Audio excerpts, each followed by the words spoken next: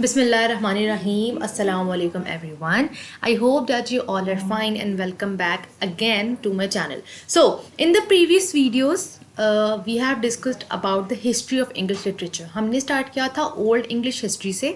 उससे पहले हमने एक हिस्ट्री का ओवरव्यू लिया था that how the history is divided into different eras and then we have discussed about the Anglo Saxons. Later on we discussed about the medieval period and आज भी उसी की ही एक कंटिन्यूटी है एंड इंशाल्लाह this whole topic will be concluded in 1 or 2 videos.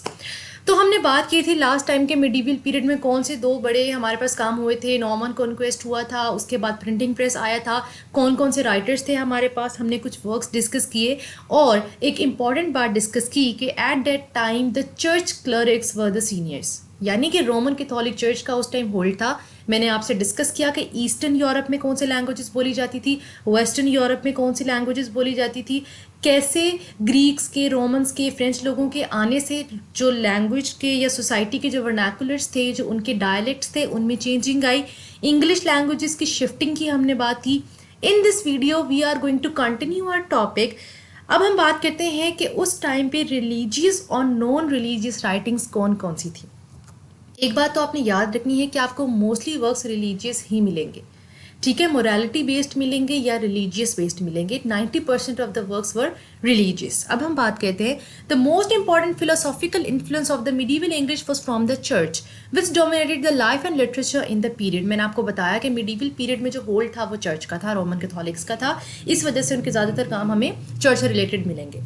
Christians' influence on the values, beliefs, and practices of the Western culture were abundant, and it well ingrained into the flourishing society of today. In fact, in dealing with all the sides and aspects of the Middle English, the traces of religion, particularly the church, can be seen.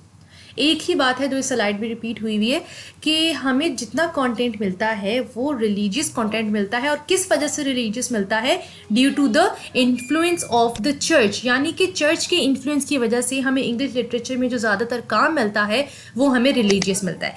Next we have Christianity was the most powerful force in medieval society, जैसा कि मैंने बहुत दफ़ा explain किया है. और people were the members of the church from the birth and they never had the choice of denomination due to the dominance of the church. क्योंकि church की डोमिनेंस थी तो लोग यही चाहते थे कि वो चर्च के मेंबर्स बन के रहें, ठीक है. Then spiritual works and theological form of literature were the dominant forms that were typically found in the middle age. और कैथोलिक क्लरिक्स, देखें ये वाहिद वो लोग थे जो उस दौरान के लिटरेट पर्सन या स्कॉलर पर्सन्स माने जाते थे, ठीक है. इनको कहा जाता था कि ये हमारी सोसाइटी का इंटेलेक्ट्स हैं, like they are the minds of our society. Why? Because they were the seniors, church was in hold. तो चर्च के जो सीनियर्स होंगे उनको सोसाइटी का भी इंटेलेक्ट कहा जाता था. और उन लोगों के बारे में जो लिटरेचर लिखा गया है वो सबसे ज़्यादा लिखा गया, जैसा कि मैंने आपको बताया था कि there are many types of plays, morality plays, miracle plays, the magic plays, बहुत सी टाइप के वर्क्स किए जाते थे जिनमें जो द मिरेकल प्ले जो था ना वो the life of the saints के मुताबिक था, वो भी रिलीजियस था, यानी कि उसमें सेंट्स की लाइफ के अकॉर्डिंग चीज़ें एक्सप्लेन की जाती थी, ठीक है. काउंटलेस साम्स एंड हाइम्स, देखिए साम्स जो होती हैं ना वो हमारे पास एक यू कैन सी एक बुक होती है जिसके अंदर दुआएं होती हैं, प्रेयर्स होती हैं, डिफरेंट टाइम्स ऑफ आप ये कह लें वर्सेस होती हैं, ठीक है. एक रिलीजियस वो किताबचा कह लें, कुछ स्मॉल बुक होती है, ठीक है. एंड हाइम्स मैंने आपको बताया हुआ रिलीजियस फॉर्म्स होती हैं, such as liturgical and para liturgical forms as well as the different forms of spiritual songs by Christians to praise God survive from this period. देखें जो हमारे पास लिटर्जिकल और पैरा लिटर्जिकल है ना वो ऐसे लिटर्जिकल आप कह सकते हैं उर्दू में अगर मैं एक्सप्लेन करूँ कि इबादत, लाइक जो at that time public worships होती थी, पब्लिक यू कैन से प्रैक्टिसेस होती थी क्रिश्चियन बिलीव्स के, उनको हम लिटर्जी के साथ कंबाइन करते हैं. और वो चीज़ जो कि क्रिश्चियनिटी से थोड़ा दूर हो, रिलीजियस वे में ना आए, उसको हम पैरा लिटर्जिकल बोलते थे. तो उसमें क्रिश्चियन सॉन्ग्स होते थे कुछ, वो सारे इस पीरियड में सर्वाइव किए थे. The liturgy itself was not in a fixed form, वो जो प्रैक्टिसेस थी, वो जो एक वर्शिप बिलीव्स थे, पब्लिक वर्शिप्स थी, वो सारी की सारी एक खास फिक्स्ड फॉर्म में नहीं थी. And numerous competing missals set out individual conceptions of the order of the mass. Missals भी रिलीजियस बुक्स हैं. एक आप इसको एक ईयरली पब्लिशमेंट कह लें. कोई एक जो एक बुक होती थी क्रिश्चियंस की, जिसके अंदर उन्होंने सारी दुआएं, प्रेयर्स के किस मौके पे आपने क्या पढ़ना है, कि फ्यूनरल है तो आपने क्या पढ़ना है, कोई शादी है तो आपने क्या पढ़ना है, तो उस पर जो सारा एक यू कैन से कलेक्शन थी ना, वो मिजल्स के अंदर होती थी. और वहाँ के कुछ वेल नोन रिलीजियस स्कॉलर्स हमें बताए गए हैं, ठीक है, जिनमें पियर एवेलर्ड है, ठीक है, एल्ज़म ऑफ कैंटरबरी है, और थॉमस एक्विनस है. आगे जाके हम थॉमस एक्विनस के थियोलॉजीज भी पढ़ेंगे. इन्होंने बेसिकली फिलॉसफीज और थियोलॉजीज दी थी. तो अगर हम इन सब की बात करें ना, कि उन्होंने जितनी भी थियोलॉजीज दी थी, जो जो जो उनकी फ़िलासफ़ीज़ थी, उन सब के अंदर उन्होंने कहीं ना कहीं ग्रीक और रोमन जो राइटर्स थे, वो राइटर्स जो कि नॉन रिलीजियस थे, उनकी टीचिंग को इस तरीके से उसमें ऐड किया हुआ है कि वो चर्च की डॉक्ट्रिन्स के अंदर आती हैं, ठीक है. और उसके अलावा जो लिखे जाते थे, वो लिखी जाती थी हैजियोग्राफीज. अब हैजियोग्राफीज क्या होती हैं? सेंट्स की लाइफ के राउंड अबाउट जो चीज़ें लिखी जाती है ना, कि किस तरीके से एक सेंट की लाइफ गुजरती है, उसमें मॉरल्स भी आते हैं, मिरेकल्स भी आते हैं, उसको हम हेजियोग्राफिस कहते हैं. और ये उस टाइम पे बहुत ज़्यादा लिखी जाती थी. वो फॉर द मोटिवेशन पर्पसेस हो सकता था, फॉर द डिवोशनल पर्पसेस हो सकता था, फॉर द इनकरेजमेंट हो सकता था. ये सब उसके एम्स होते थे. अब कुछ वर्क्स, जैसा कि मैं बताऊं कि एक वर्क बहुत ज़्यादा पॉपुलर हुआ था, जिसका नाम था गोल्डन लेजेंड ऑफ जेकोबस दी वॉर्गेने. ये जो जेकोबस दी वॉर्गेन की एक बुक थी, इसको बहुत ज़्यादा पॉपुलैरिटी मिली थी. ये भी रिलीजियस वे में थी, और ये जो थी ना, ये हेजियोग्राफी थी basically. That was reportedly read more often than the Bible. इसको बाइबल से ज़्यादा पढ़ा जाता था. आगे बस कुछ नेम्स दिए हुए हैं कि ये किस तरीके से अपनी पोइट्री को एक्सप्रेस करते थे, जैसे रिलीजियस बिलीव्स के बेसिस पर, या फिर प्रेज मतलब गॉड को प्रेज करने की सेंस में डिफरेंट. और मैंने आपको इसके दो एक थीम्स भी बताए थे, oneness and after life, oneness of the God and after life. तो ये दो थीम्स भी तब बहुत लिखे जाते थे. उसके अलावा आप देखें, हमारे पास दो लैटिन हमें पोम्स मिलती हैं जो कि बहुत ज़्यादा उस टाइम इन थी. एक डाई एराई और एक स्टैबट मैटर. इन दो पोइम्स के नाम आपने याद रखने हैं, ठीक है. और एक पोइट्री थी जो कि उस टाइम पे बहुत ज़्यादा यूज़ की जाती थी आर्ट की फॉर्म. वो थी, एक स्टैंजा होता था जिसके अंदर एक स्टायरिक वर्स होती थी, ठीक है. सटायरिक वर्स के साथ एक स्टैंजा लिखा जाता था. 4 लाइन स्टैंजा होता ही 4 लाइन्स का है. उसको हम गोलियार्डिक पोइट्री कहते थे. कुछ क्लरिक्स जो थे वो उसको लिखते थे. क्यों लिखते थे? किसी चीज़ के मुतालिक अपना डिसएग्रीमेंट शो करने के लिए, अपना डिसेंट शो करने के लिए. और मिस्ट्री प्लेस तब नहीं लिखे जाते थे, क्लरिक्स नहीं लिखते थे, क्योंकि वो सिर्फ रिलीजियस राइटिंग्स लिखते थे. और लेकिन उस टाइम मिडीवल पीरियड में मैंने आपको बताया था कि मिस्ट्री एंड मिरेकल प्लेस जो थे ना, वो बहुत ज़्यादा इंपॉर्टेंट थे. तो वो जितने प्लेस थे, वो किस चीज़ पर फोकस करते थे? They focus on the like, वो बाइबल के ही टॉपिक्स पे करते थे. कुछ स्टोरीज बना देते थे, क्राइस्ट के अकॉर्डिंग कुछ लिख देते थे, ठीक है. मैंने शायद जिक्र नहीं किया, but there was a work named Christ. एक वर्ड था CRIST, नॉट CHRIST. अब मेरे माइंड से स्किप हो गया कि वो किसने लिखा था. वो वर्क बहुत ओल्ड इंग्लिश हिस्ट्री में, ओल्ड इंग्लिश पीरियड में मैं बात करी, नॉट इन मिडीवल, वो बहुत ज़्यादा हिट हुआ था, क्योंकि उस वर्क के अंदर पूरा क्राइस्ट के अकॉर्डिंग एक्सप्लेन किया गया था कि एक वो उनकी लाइफ, आफ्टर लाइफ, डेथ के उसमें कॉन्सेप्ट्स थे बहुत ज़्यादा. तो उसका नाम मेरे माइंड से स्किप हो गया. I will tell later on. So these plays focus on the, हाँ, मैं आपको बता रही थी कि इन प्लेस के अंदर हमें क्या क्या चीज़ों के थीम्स मिलते हैं. क्रिएशन, उस क्राइस्ट बुक के अंदर इन सब थीम्स का जिक्र है. Creation, that how the man is created. Adam and ewe, जैसे पैराडाइज लॉस्ट में अब आगे जाके हम लोग पढ़ेंगे इंशाल्लाह. I will put all the videos about the paradise lost. तो उसमें ये कॉन्सेप्ट होता था, the murder of the able, the first death of the universe, the first murder of the universe, the murder of able का जिक्र होता था. And the doomsday. तो ये सब कुछ थीम्स थे जिनमें बाइबल स्टोरीज भी आती थी. उनको रेलिवेट करते करते वो प्लेस को फॉर्म करते थे, ठीक है. उनके रिप्रेजेंटेशंस होती थी. So it is worth mentioning that in the Middle Age, due to the popularity of the oral tradition, the popular mystery plays were usually performed orally in nights and lasted all the nights. ठीक है. अब ये कुछ religious writings हैं. देखें, ये सारे के सारे आप एक अपने माइंड में बिठा लें. ये बहुत इंपॉर्टेंट है. डिवोशनल बुक्स, ये मैं आपको बता दूं, ये रिलीजियस लिटरेचर था उस टाइम पे. डिफरेंट जॉनराज में लिखा गया था. मैं अब आपको सबसे पहले था डिवोशनल बुक्स. अब डिवोशनल बुक्स हमारे पास होती हैं रिलीजियस बुक्स. इन बुक्स के अंदर हमारे पास बाइबल रिलेटेड, रिलीजियस रिलेटेड चीज़ें होती हैं. चूँकि देखिए, अब ये रिलीजियस राइटिंग्स है ना, तो आपने हर वर्ड पढ़ते ये समझ जाना कि इसके अंदर या तो प्रैक्टिसेस होंगी या तो वर्सेस होंगे या इसके अंदर कोई यू कैन से, जैसे हमारी एक किताब ले लें आप, कोई एक वज़ाइफ की आप किताब समझ लें, उसके अंदर हमारी डिफरेंट दुआ होती है, डिफरेंट तरह की आयात होती हैं, कुछ वर्सेस होती हैं, नज़र बद की दुआ या फिर रिज़्क की उसके लिए दुआ, मतलब डिफरेंट तरह की। इसी तरीके से इनकी भी जो रिलीजियस राइटिंग्स या रिलीजियस बुक्स थी ना, जो कि सैक्रेड या होली मानी जाती थी, उसके अंदर वो लोग डिफरेंट प्रैक्टिसेस या चीज़ें ऐड करते थे। जैसे मिजल्स मैंने आपको बताया, ठीक है, क्या क्या थी, डिवोशनल बुक्स थी, the books of the hours. अब इसके अंदर उन सारी प्रेयर्स की कलेक्शन थी जो जो उस टाइम पर मतलब जो क्रिश्चियंस जो हैं वो यूज़ करते हैं। सर्मन्स ऑन द रिलीजियस और मॉरल सब्जेक्ट, जो खुतबे होते थे रिलीजियस वे पर या फिर मॉरल सब्जेक्ट पे। आपने एक बात याद रखनी है कि आप जितना भी इंग्लिश हिस्ट्री पढ़ेंगे, ओल्ड या ग्रीक आप लिटरेचर की बात करेंगे या ओल्ड इंग्लिश लिटरेचर की बात करेंगे, तो उनका जो एक नुक्ता नज़र था ना, वो मोरालिटी से शुरू होकर मोरालिटी पे ही ख़त्म होता था। लाइक दे वर थिंकिंग कि if you are doing any poetry, any kind of art, then there must be the element of morality in it, होना चाहिए लाजमी, नहीं तो वो काम किसी काम का नहीं है। ठीक है। Psalters including the books that covered psalms and other devotional material. Psalms का मैंने आपको बताया कि एक होली बुक होती थी जिसके अंदर डिफरेंट वर्सेस वगैरह होती थी। मिजल्स के अंदर वो सारी लाइक चीज़ें होती थी। आप ये समझ लें कि ये एक बड़ी बुक होती थी जिसके अंदर सारी प्रेयर्स, जितने अलग टेक्स्ट होते थे, मैंने आपको बताया कि डिफरेंट मौक़ों पर डिफरेंट तरह की चीज़ों को रीड करना। जैसे उन्होंने फ्यूनरल पे क्या पढ़ना है, डेथ पे क्या पढ़ना है, और किसी की बर्थ पे क्या पढ़ना है, if they are having a wedding तो क्या पढ़ना है। तो डिफरेंट सेलिब्रेशंस या डिफरेंट एक्टिविटीज़ के लिहाज से पूरे साल में जो एक किताब होती थी उसको हम मिजल्स बोलते थे।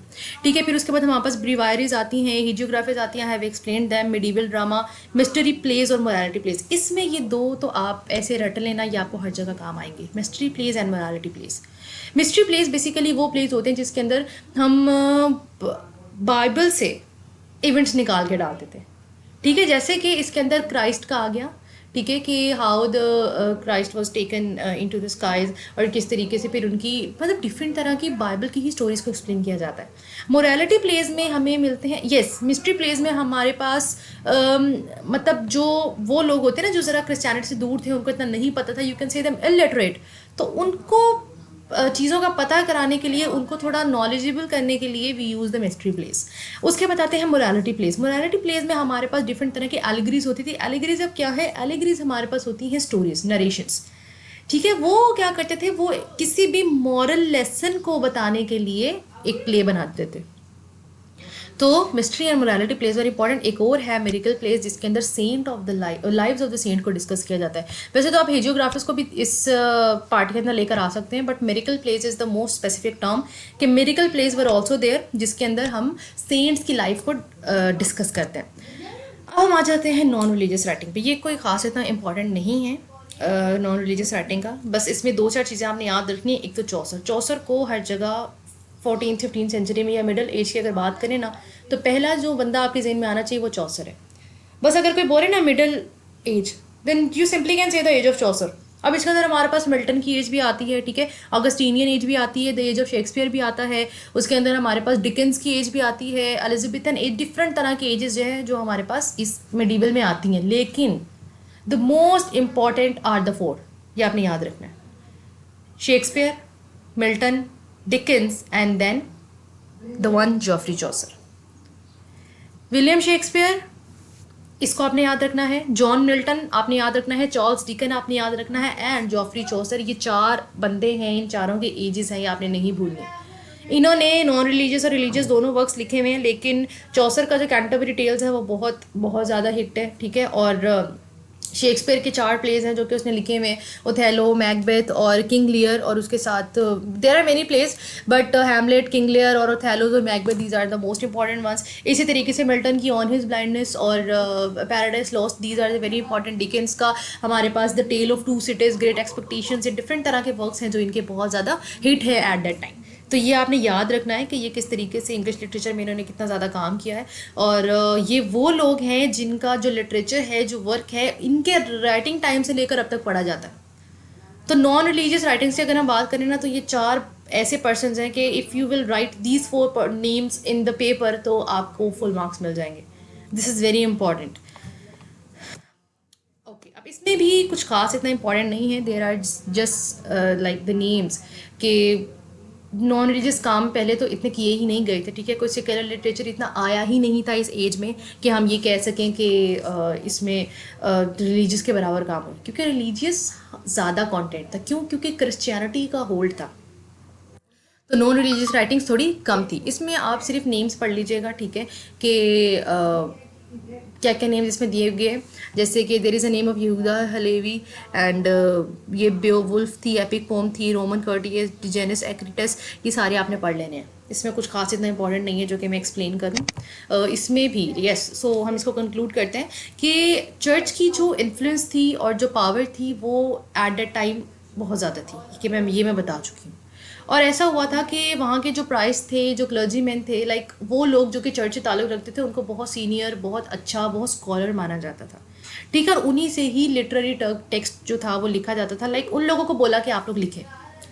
तो इस आइडिया से आप ये समझ लें कि जो चर्च था ना, उसे लिटरेचर पर भी एक होल्ड रखा हुआ था, कि अपने आइडियाज़, अपने बिलीव्स लोगों पर इम्पोज कर रहा था चर्च।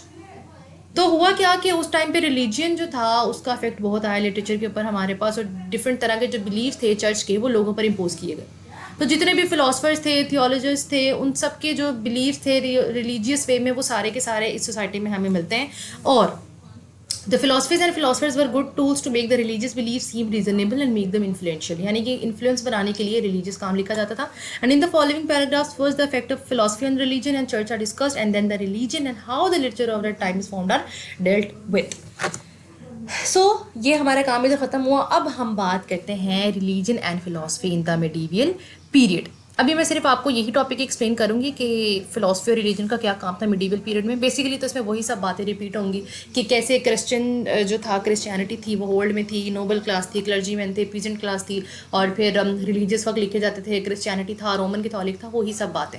एक मेजर कॉन्सेप्ट आपको आ गया कि भाई उस टाइम हमारे पास 3 क्लासेस थी, जिसमें चर्च होल्ड में था, इंग्लिश, फ्रेंच और लैटिन के दरमियान थी, और किस तरीके से आहिस्ता आहिस्ता इंग्लिश ने अपना रास्ता बनाया। फ्रेंच जो थी वो सिर्फ रिलीजियस वे में आई, लैटिन जो थी वो एकेडमीज़ में यूज़ की जाती थी, और फ्रेंच जो थी वो एलीट क्लास बोलती थी।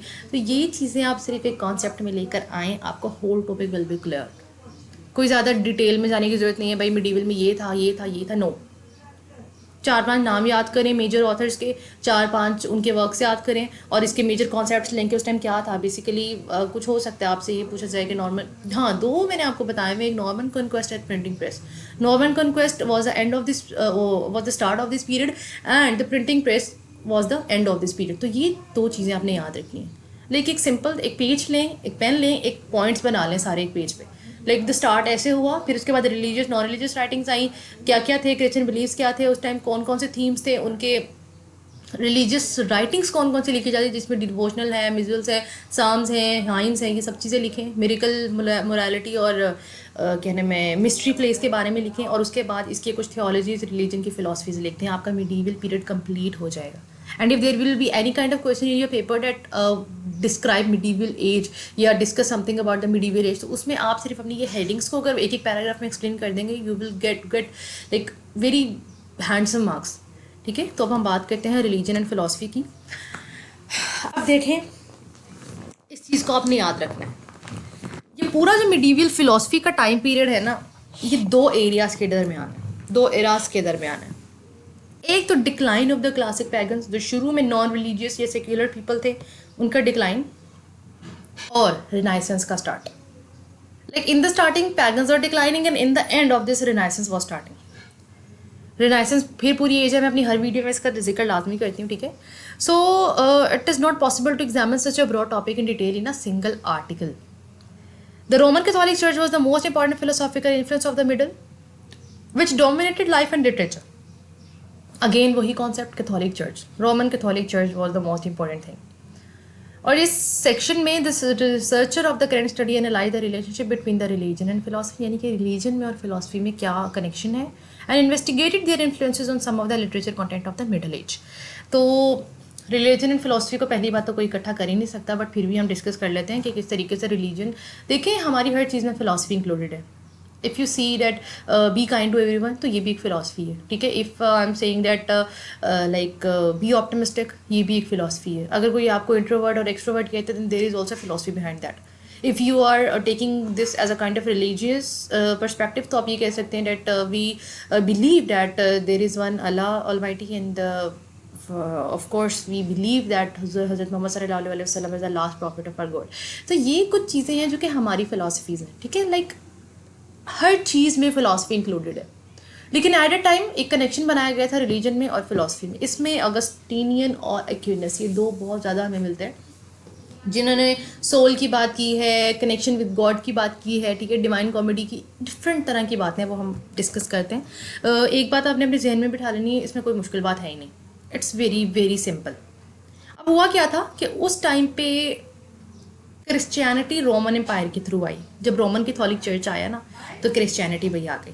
अब उसमें क्या हुआ कि जो हमारी मिडीवियल फिलॉसफी थी ना, उसने रिप्लेस किया किसको, ग्रीक फिलॉसफी को. पहले हमारे पास ग्रीक फिलॉसफी थी, ठीक है, और उसके बाद हमारे पास आ गई मिडीवल फिलॉसफी. अब आप ये देखें कि ग्रीक आप फिलोसफर्स की बात करते हैं ना, सबसे पहले जो आपके जहन में आना चाहिए वो आपके पास अरिस्टोटल, प्लेटो और सोक्रेट्स आना चाहिए. अब सोक्रेटिस है, प्लेटो है, अरिस्टोटल है, ये मेजर ग्रीक फिलोसफर्स हमें मिलते हैं. लेकिन ग्रीक फिलोसफीज में जिनका इम्पैक्ट हमारे पास मिडीवल में मिलता है वो दो हैं ख़ास, एक एरिस्टोटल, एक प्लोटिनस. ये दो हैं, लाइक इन्होंने हर चीज़ को बहुत ही क्रिटिकली देखा है. एरिस्टोटल की तो बुक्स और फिलोसफीज को आप पढ़ लेना तो बस आधा इंसान वैसे ही पागल हो जाता है. Any how, jokes apart, when the Christianity brought up it's new ways of thinking about the critical themes of monotheistic God, like the oneness of the God, its kingdom and intellectual tradition to the society by offering Bible. The severe conflict began when the religion and cultural and philosophical institutions, like देखें जब Christian के themes आए थे ना, ये सारा तो एक कन्फ्लिक्ट जनरेट हो गया था रिलीजन में और फिलॉसफी में, जिसका रिजल्ट ये हुआ था कि डिफरेंट स्कूल्स ऑफ फिलॉसफी थे वो डिस्ट्रक्शन की तरफ चले गए थे. क्यों? क्योंकि तब क्रिश्चियनिटी जो थी वो होल्ड पे थी. और हम ये भी कह सकते हैं कि एक कंपैटिबिलिटी थी किस किस में, ग्रीक थिंकिंग में, यानी कि ग्रीक फिलॉसफीज में और क्रिश्चियनिटी में. लेकिन फिर भी कुछ इश्यूज थे. अब वो इश्यूज किस तरह के थे, ये बात आप गौर से सुने. इस पूरी स्लाइड में एक ही जिक्र है, रीज़न एंड फेथ. इन दो वर्ड्स को आपने याद रखना है. देखें, जब आप बात करते हैं ना रिलीजन की, तो तब आप अपने ब्लाइंड फेथ की बात करते हैं, यानी कि आंखें बंद करके यकीन करने की बात करते हैं. Like if you have a faith कि you have a right religion, तो आपको कोई कुछ भी कहते हैं ना, आपका अकीदा नहीं बदलेगा. While on the other side philosophy अब हमेशा बात करते हैं रीज़न की. कि अगर कोई कहता है ना कि अगर मैं कहती हूँ कि अल्लाह एक है, तो कोई मुझसे पूछता है क्यों, अब वहाँ पे आ जाते रीज़न, और मैं कह रही हूँ अल्लाह एक है, दैट्स माई फेथ. तो इन दोनों के दरमियान जब रिलीजन और फिलॉसफी को इकट्ठा किया जाए ना, क्यों और एक तरफ ब्लाइंड ट्रस्ट है, तो इन दोनों के दरमियान एक कन्फ्लिक्ट जनरेट हो गया था, जिसकी वजह से एक रिलेशन भी बन गया था रीज़न और फेथ के दरमियान, कि इन दोनों को कंबाइन करके चलाया जा रहा था. और कुछ कन्फ्लिक्ट्स आ गए थे सोशली और पॉलिटिकली, और एट द सेम टाइम कुछ लोग थे जो कि इस तरफ अट्रैक्ट हो गए थे कि there is something critical between the reason and faith. तो बेसिकली उसके बाद जो हमारे पास थियोलॉजीज और फिलॉसफीज आती हैं वो हम आगे जाकर डिस्कस करेंगे. देखें, ऑगस्टाइन. अब ऑगस्टाइन जो था वो उस टाइम मिडीवल फिलॉसफी का उसको पायनियर कहा जाता है, ठीक है. क्यों? क्योंकि उसने हमें एपिस्टेमोलॉजी पे बहुत सी थ्योरीज दी हैं. एपिस्टेमोलॉजी क्या होती है? Anything that based on the reason, that based on the knowledge. जो चीज़ आपको नॉलेज बेस्ड मिले वो हमारे पास एपिस्टेमोलॉजी होती है. तो ऑगस्टाइन ये कहता था भाई, उसका फिलोसफिकल थॉट उसका ये था कि जितनी भी हमारे पास मोरालिटी है, हमारी एपिस्टेमोलॉजी है, यानी कि हमारी नॉलेज है, वो सिर्फ तब आ सकती है कि जब हम अपने गॉड से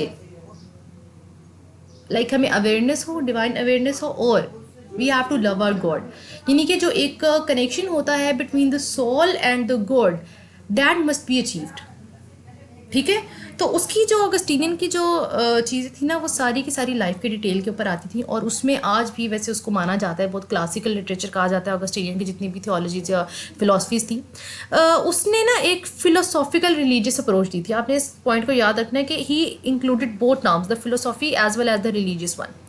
और उसी के दौरान हमारे पास आ जाता है एक्विनस. एक्विनस ने रिलीजन और फिलॉसफी, या आप ये कह लें कि ऑगस्टिन के बाद जो प्रॉब्लम्स आई थी ना चर्च से रिलेटेड लोगों को, उसने उन चीज़ों को ठीक करने के लिए या लोगों को हेल्प आउट करने के लिए उसने अपनी फिलॉसफीज दी थी.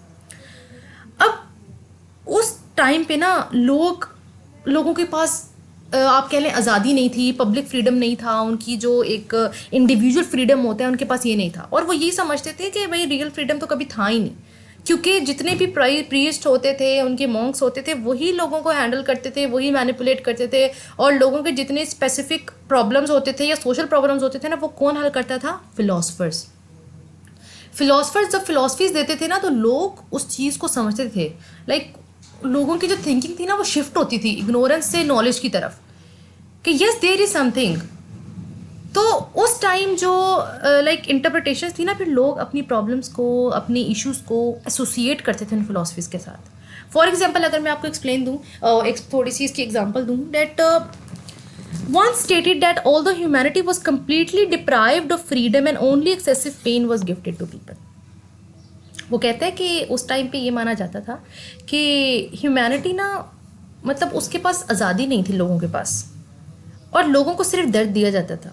लेकिन there were churches that alleviated the tolerance of the pain by justifying the pains as the consequences of sins and taboos individually or collectively. ये बहुत सिंपल एक कॉन्सेप्ट है कि हमारे पास एरिच फ्रोमन कहता है कि देखिए उस टाइम ना लोगों ये समझते थे कि ह्यूमैनिटी के पास फ्रीडम नहीं है, देयर इज़ ओनली पेन और sorrow for them, but there were churches. वो क्या करते थे? They increases the tolerance. वो लोगों की दर्द बर्दाश्त करने की टॉलरेंस को बढ़ा देते थे, या फिर उस दर्द को कम कर देते थे। कैसे? उनकी पेन जस्टिफाई करने के लिए, कि बता देते थे कि भाई तुमने ये गुनाह किया ना, इसलिए तुम्हें ये दर्द मिला है, या तुम्हें ये प्रॉब्लम हुई है, और फिर उसका कन्फेशन करवाते थे। Like at the time there was you can say catharsis का आप जिक्र पढ़ेंगे बार बार, कि आप लोगों को एक पार्टनर जो होता है वो लोगों को माफ़ करवा देता है, लाइक फॉरगिवनेस दे देता है। कैसे देता है? इमोशनल डिस्चार्ज के थ्रू, कि like they get something from the people and give them you can say peace और इंटरनल पीस। वाई? कि आपको अपने सिंस से और आपकी जो प्रॉब्लम्स हैं उनसे निजात मिल जाती है। ये एक काइंड ऑफ कॉन्सेप्ट था वहाँ पे। खैर मैंने पहले भी डिस्कस किया हुआ है। सो इस पूरे टाइम के अंदर ना, मैं अगर आपको सिंपल इसकी बात करूँ ना, तो इसमें भी कुछ खास इतना इंपॉर्टेंट नहीं है। सिंपल इतनी सी बात है कि मिडल एज में जो ग्रीक फिलोसफर्स था ना, उसका बहुत ज़्यादा हाथ था, क्योंकि ग्रीक से मिडीवल में शिफ्टिंग आई थी, तो ग्रीक थिंकिंग जो थी वो मिडीवल के लोगों में पाई जाती थी। और इसी वजह से डिफरेंट तरह की आइडियोलॉजीज थी, फिलोसफीज थी, वो किस लिए थी? कि वो क्रिश्चियन फ्रेमवर्क को पूरा रिलेट कर सकें। लेकिन वहाँ की जो फिलोसफीज थी वो क्रिश्चियनिटी को ज़्यादातर रिलेट नहीं करती थी, ठीक है। और जो आइडियोलॉजीज़ और फिलोसफिकल ट्रेंड्स थे बाद में, जो मतलब मिडीवल में आए, उनमें क्रिश्चियन आइडियोलॉजीज़ का बहुत ज़्यादा इन्फ्लुएंस था। मतलब उन आइडियोलॉजीज का, फिलोसफीज का जो हमें ग्रीक से मिलती हैं, उनका इन्फ्लुएंस क्रिश्चियन आइडियोलॉजीज पे ज़्यादा था। तो हमारे पास ना दो मेजर मेन स्ट्रीम्स रह जाती हैं आइडियोलॉजिकल मूवमेंट्स की, और उन्हीं के अंदर हमारे पास हमें क्या मिलता है? ग्रीक फिलोसफर्स, ग्रीक फिलोसफीज और ग्रीक के जो कॉन्सेप्ट्स थे वो हमें मिडीवल पीरियड में क्रिश्चियंस के साथ मिलते हैं। आप इसको रीड करेंगे, आपको समझ आ जाएंगे कि मैं क्या कहना चाह रही हूँ।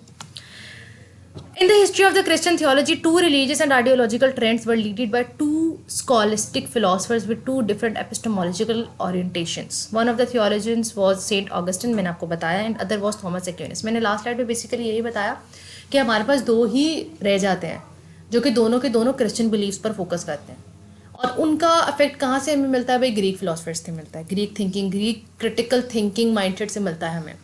एक था हमारे पास ऑगस्टिन और एक था हमारे पास एक्विनस। अब मैं आपको अभी ये नेक्स्ट वीडियो में बताऊंगी that what was the theology और फिलॉसफी ऑफ द ऑगस्टाइन, और क्या फिलॉसफी और थियोलॉजी थी एक्विनस की। तो इन दोनों आइडियोलॉजिस्ट्स का और फिलोसफर्स का हमें बहुत ज़्यादा एक इन्फ्लुएंस मिलता है मिडीवल पीरियड में। तो अब ऑगस्टीनियन थियोलॉजी को और एक्विनस थियोलॉजी को इंशाल्लाह हम अपनी नेक्स्ट वीडियोज़ में डिस्कस करेंगे। So if there any kind of question in this video, you can ask me, and thank you so much again for watching my video. Take care and Allah Hafiz.